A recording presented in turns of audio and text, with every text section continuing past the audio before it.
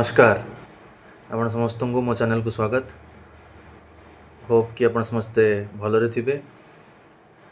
आजिर जो विषयटी आलोचना करी ताहा एक राजनीतिक विषय नुहे बरं एक आध्यात्मिक विषय।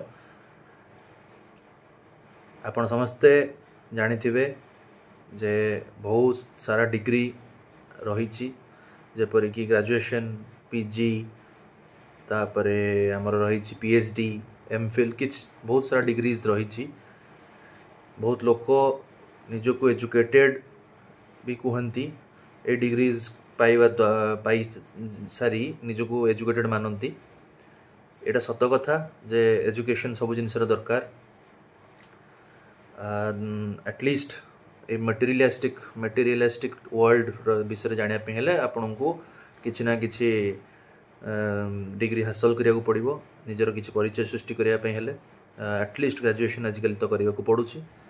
किंतु मो मतरे से माने होचंती रियल ज्ञानी जो मानंग पाखरे आध्यात्मिक नॉलेज रही।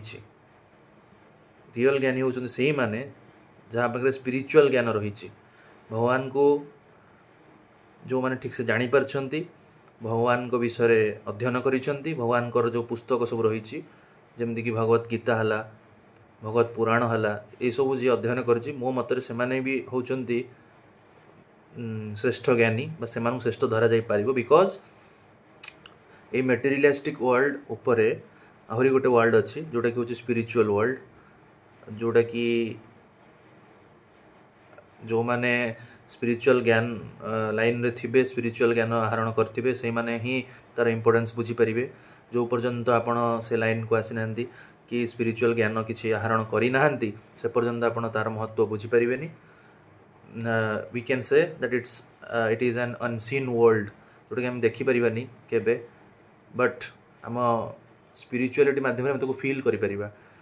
तो जो माने ज्ञान आहरण कर दउछथि पुस्तक पढ़ी, मोटा मोटा पुस्तक पढ़ी निजको बहुत ज्ञानी भावुचंती, बहुत भल कथा जे स्पिरिचुअल माने ए मटेरियलिस्टिक वर्ल्ड रे आपण माने आपण निजको किंग मानि परिबे, भल नॉलेज आपण सेथु पाई परिबे।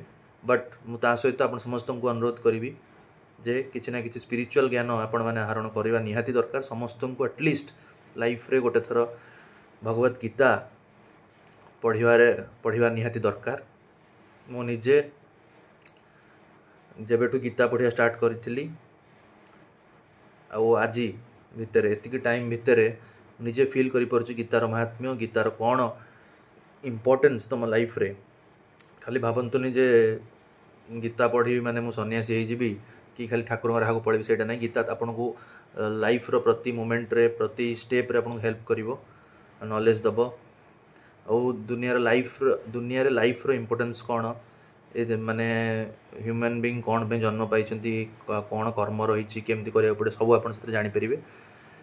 तो आपण मानक अनुरोध जे आपण माने समस्ते एटलिस्ट लाइफ रे थरे ना थरे गीता अध्ययन करबा निहाती दरकार। मु भी करूछि, आपण माने भी करंतु। जय जगन्नाथ, हरे कृष्णा।